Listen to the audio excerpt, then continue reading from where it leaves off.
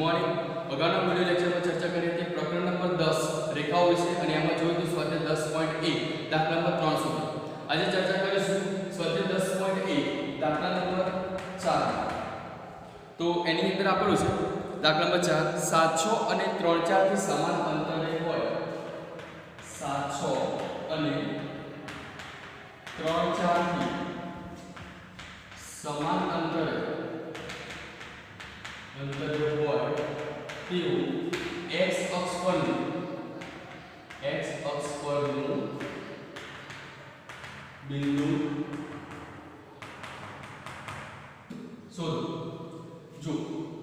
700 અને 3 4 બે પોઈન્ટ્સ છે અને એ બે પોઈન્ટ્સ થી સમાન અંતરે હોય તેવું x અક્ષ પરનું બિંદુ શોધવું છે. હવે તમને ખ્યાલ છે કે x અક્ષ ઉપર y અક્ષ હોય 0. તો x અક્ષ ઉપર y અક્ષ 0 હોય તો કોઈ બિંદુ ધારવું પડશે કે આપણે ધારી લઈએ કે ધારો કે x અક્ષ પરનું બિંદુ P of x0 બિંદુ A 700 અને 3 4 થી સમાન અંતરે બરાબર સમજો કે P of x0 બિંદુ x અક્ષ માટે y અક્ષ લેવાનો 0. તો x અક્ષ પરનું બિંદુ છે ને P of x0 બિંદુ એ 700 અને 3 4 થી સમાન અંતરે છે. હવે સમાન અંતરે હોય એનો મતલબ શું થયો કે અહીં P થી A અને P થી B, P થી A નું અંતર અને P થી B નું અંતર કેવું છે સરખું છે. એનો મતલબ કે આ પોઈન્ટ છે A ધારી લો અને B ધારી લો. એનો મતલબ એવું થશે કે P થી A શું થાય P થી B અને કેમ આવે કારણ કે સમાન અંતર છે. હવે બંને સાઈડ વર્ગ કરો, બંને બાજુ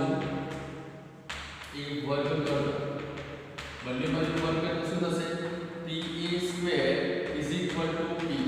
સ્ક્વેર થશે. હવે આપણે શોધી નાખીએ કે pa સ્ક્વેર અંતર સૂત્ર દ્વારા કેવી રીતે શોધાશે. તો pa સ્ક્વેર શોધવું હોય તો અહીંયા p જોવાનું છે અને આ a પોઈન્ટ છે, આ a લઈ લઈએ a પોઈન્ટ અને આ b પોઈન્ટ છે. બરાબર. તો ચલો x1 x2 નો સ્ક્વેર એટલે શું આવશે x 7 નો સ્ક્વેર 0 1 નો સ્ક્વેર p અને b જોઈએ તો x 3 નો સ્ક્વેર અને 0 4 નો સ્ક્વેર. સાદું આપણે તો શું લખાશે x square 7 * 14x 49 36 x square 3 * 6x 9 + 16. અહીંયા સૂત્ર કયો વપરાય છે a - b નો square a square - 2ab + b square. એ જ રીતે અહીંયા પણ a square - 2ab + b square. સાદું આપણે તો x સ્ક્વેર સામે સામે મટી જશે એટલે શું લખાશે -14x + 9 ને 6 કેટલા થશે 15 એટલે 85 થશે અહીંયા -6x + 25 થશે. હવે 6x આવશે તો શું થશે પ્લસ થશે તો -14x + 6x = 25 - 85. એટલે આપણે શું કર્યું x વાળા પદ ધ્યાન લીધા અને અચળ પદ અલગ લીધા છે. શું શોધવું છે x ની કિંમત એટલે 14x માંથી 6x એટલે કેટલા રહેશે -8x કેટલા રહેશે -15 સોરી અહીંયા કેટલા રહેશે -60 25 - 85 એટલે શું થશે -60. તો એટલે માઈનસ માઈનસ કટ થઈ જશે એટલે જવાબમાં શું લખી શકાય 8x = 60 માટે x = 60/8 માટે x બરાબર સાદુરૂપ આપે તો અવયવ પાડીએ તો શું થશે 60 એટલે 15 4 60 અને 4 દુ 8 4 4 કટ થઈ જશે તો x બરાબર 15/2 જવાબ મળી ગયો. એનો મતલબ શું કહી શકાય કે p ઓફ કોઈ બિંદુ હતું x0 x ની કિંમત મૂકી દઈએ તો p ઓફ 15/2 0 બિંદુ a 700 અને b 3 4 થી સમાન અંતરે છે. p ઓફ 15/2 0 બિંદુ એ x અક્ષ માટે a 700 અને b 3 4 થી સમાન અંતરે હશે. ઓકે તો આ રીતે દાખલા 5 નું સોલ્યુશન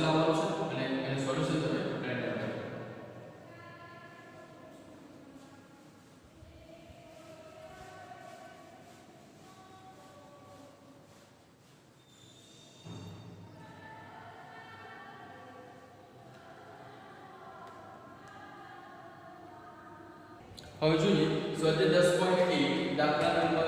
5. દાખલા નંબર 5 માં આપ્યું છે p of 0 minus 4 બરાબર પહેલા લખીશું p of 0 minus 4 અને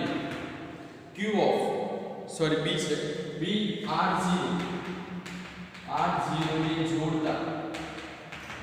r0 ને જોડતા રેખાખંડના મધ્યબિંદુ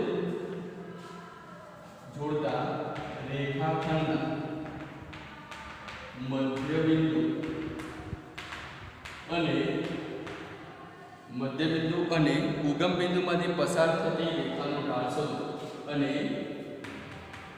ઉગમ બિંદુમાંથી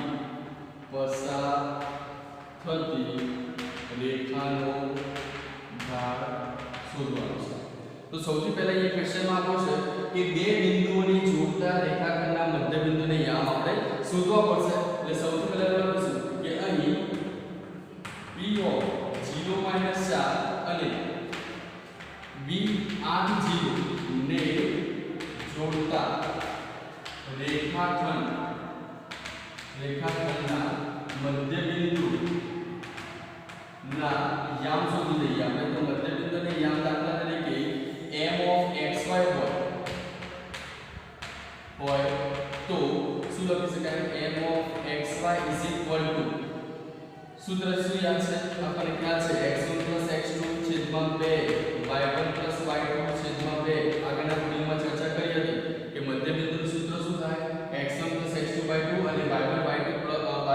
2. ઓકે, તો x1 y1 છે 0 minus 4, x2 y2 શું છે 8 0. તો અહીં આપણે ગણતરીમાં લઈ લઈએ x1 એટલે કેટલા આવશે 0 plus 8 છેદમાં 2 અને શું આવશે y1 એટલે -4 plus 0 છેદમાં 2. એટલે જવાબ શું લખાશે 8 છેદમાં 2 અને -4 છેદમાં 2. એટલે જવાબ આવશે 4 અને -2. ઓકે, તો મધ્યબિંદુ યામ તૈયાર થઈ ગયા છે 4 અને -2. પછી આગળ એવું પૂછ્યું કે ઉગમ બિંદુમાંથી પસાર થતી રેખાનો ઢાળ શોધો. તો હવે ઉગમ બિંદુ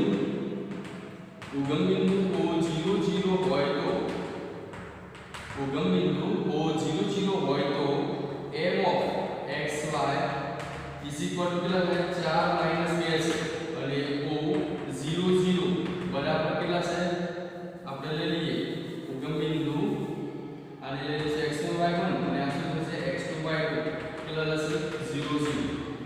અને આ બંને બિંદુ માટેનો જે ઢાળ છે એ ઢાળ જો m લેવામાં આવે m બરાબર ઢાળ is equal to શું થશે y2 y1 છેદમાં x2 x1. એટલે આને આપણે લઈ લઈશું x2 y2 અને આ છે x1 y1 લઈએ તો શું લખાશે y2 y1 એટલે શું લખાય -a -0 છેદમાં 4 -0. તો જવાબ શું હશે -2 છેદમાં 4 એટલે -1/2 એ જે લિખાશે તેનો ઢાળ મળશે. ઓકે, તો દાખલા નંબર 5 નું સોલ્યુશન આ રીતે કરવાનું છે. તમે રેન્ડમ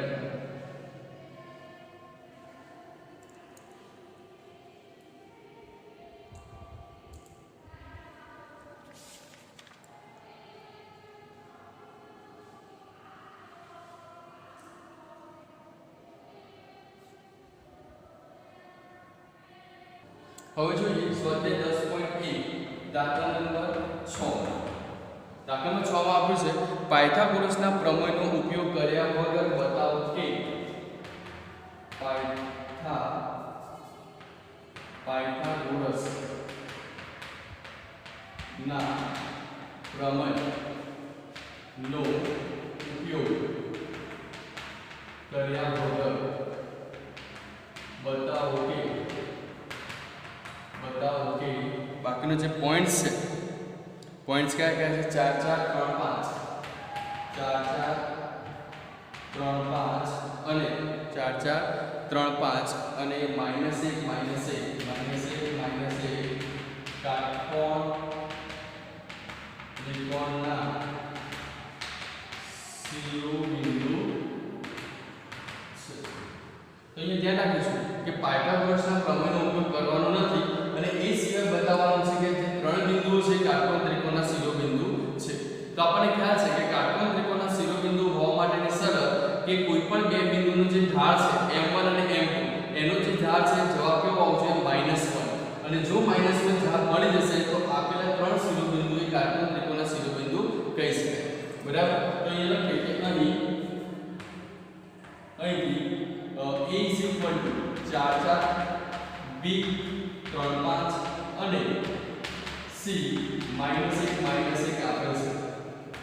ત્રણ બિંદુ લઈ લો અહીં a 4 4 b 3 5 અને c -1 આપેલ છે એના આધારે રેખા AB નો ઢાળ શોધો રેખા AB નો ઢાળ m1 લઈએ તો રેખા AB નો ઢાળ m1 નું સૂત્ર શું થશે y2 - y1 x2 - x1 તો આ બે બિંદુને તમારે ધ્યાનમાં લેવાના છે તો y2 કેટલા છે 5 છે 5 - 4 અને એ શું થશે 3 - 4 3 - 4 એટલે જવાબ શું હશે 1 ના છેદમાં -1 એટલે જવાબ આવશે -1 કે નામ દઈએ પરિણામ નંબર 1 ઓકે તો રેખા AB નો જે ઢાળ છે m1 કેટલો મળી ગયો -1 મળે છે તે જ રીતે BC નો ઢાળ રેખા BC નો ઢાળ શોધો તો રેખા BC નો ઢાળ શું થશે m2 તો m2 શોધવા માટે BC નો યુઝ કરવાનો છે તો y2 - y1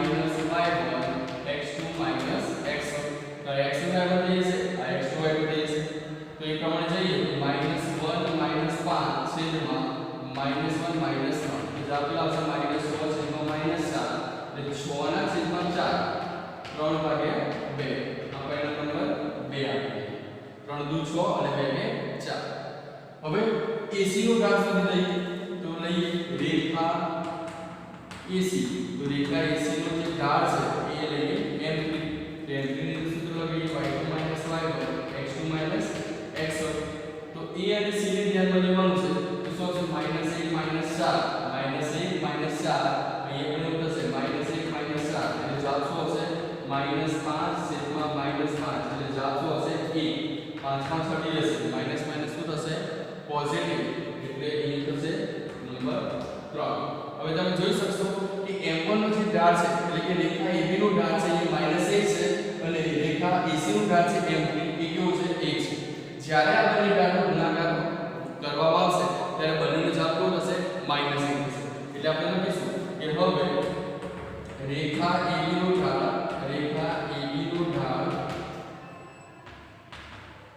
ગુણાકાર રેખા શું હશે AC નો ઢાળ એટલે લખાશે શું m1 m3 તો m1 નો ગુણાકાર m1 ની કિંમત કેટલી થઈ -1 * 1 એટલે જવાબ શું હશે -1 તો એ તૈયાર થઈ છે AB નો ઢાળ અને AC નો ઢાળનો જવાબ કેવો આવશે -1 થાય છે અને જો -1 થતો હોય તો આથી કહી શકાય કે ત્રણ બિંદુઓ છે એ છે 4 5 4 4 બીજો બિંદુ છે 3 5 અને C બિંદુ છે -1 - 1 એ કાટકોણ ત્રિકોણના શિરોબિંદુ છે છે અને આ જે જવાબ છે એને 4 આપી દઈએ પરિણામ એટલે લખશું પરિણામ 4 પરથી ઓકે તો ત્રણ બિંદુઓ છે A B અને C એ કાટકોણ ત્રિકોણના શિરોબિંદુ થશે ઓકે તો દાખલા નંબર જે 6 છે એ દાખલા નંબર 6 એક્ઝામ માટે ઇમ્પોર્ટન્ટ છે તમે રાઈટ ડાઉન કરો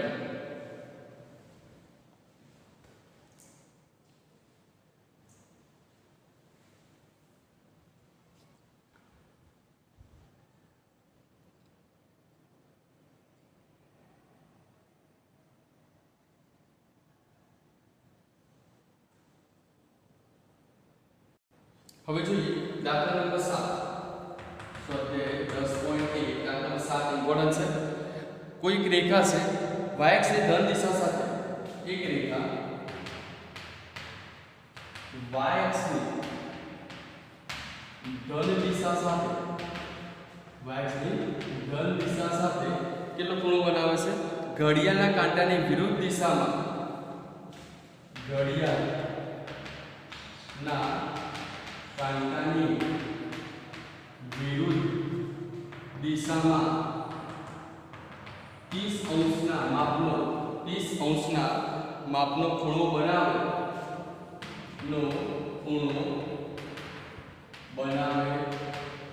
છે તો શોધવાનું શું તો તે રેખાનો ઢાળ શોધો તો તે રેખાનો ઢાળ શોધો તો સૌથી પહેલા એ ક્વેશ્ચન સમજવાનું છે બરાબર ક્વેશ્ચન ની અંદર લખ્યું છે કે જો કોઈ રેખા y ની ધન દિશા સાથે તો અહીં આપણે આકૃતિ ડ્રો કરીએ તો આકૃતિ પરથી વધારે આઈડિયા આવશે કે y ની ધન દિશા કઈ છે x ડેશ y અને આ શું થશે y ડેશ આ ઉપરની થશે ધન દિશા y ની ધન દિશા અહીંયા થશે y ની ઋણ દિશા બરાબર છે આ x અક્ષની ધન દિશા થશે અને અહીંયા થશે x અક્ષની ઋણ દિશા બરાબર આ સાઈડ પછી ઉપરની સાઈડ અને આ નીચેની સાઈડ તો જે નીચેની સાઈડ છે એ y અક્ષની ઋણ દિશા છે y અક્ષની ઉપરની બાજુએ થશે ધન દિશા એ તમને ખ્યાલ છે હવે જોઈએ કે ઘડિયાળના કાંટાની વિરુદ્ધ દિશામાં તો ઘડિયાળના કાંટાની દિશા જોઈ લઈએ તો આ રીતે લેવાશે અને વિરુદ્ધ લઈએ તો આમ લેવાશે બરાબર તો ઘડિયાળના કાંટાની વિરુદ્ધ દિશા લેવાની છે તો એની અંદર દાખલા તરીકે કોઈ એક રેખા છે એ રેખા ઘડિયાળના કાંટાની વિરુદ્ધ દિશામાં એટલે આ જે કોણ છે 30 અંશનો બનાવે તો આપણે લખી શકીએ કે રેખા જો y અક્ષની ધન દિશા સાથે એ પણ ઘડિયાળના કાંટાની વિરુદ્ધ દિશામાં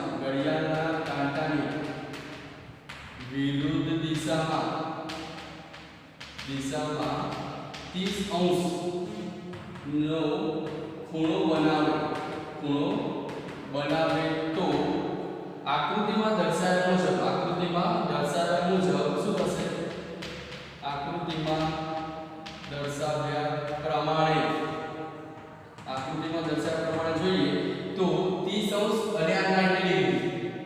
ડિગ્રી આકૃતિમાં બતાવ્યા પ્રમાણે કેટલું થશે 120 કેમ એવું થશે 120 અહીંયા શું થશે 90 + 30 થશે તો 90 + 30 કેટલા થશે 120 તો આકૃતિમાં બતાવ્યા પ્રમાણે x અક્ષની ધન દિશા સાથે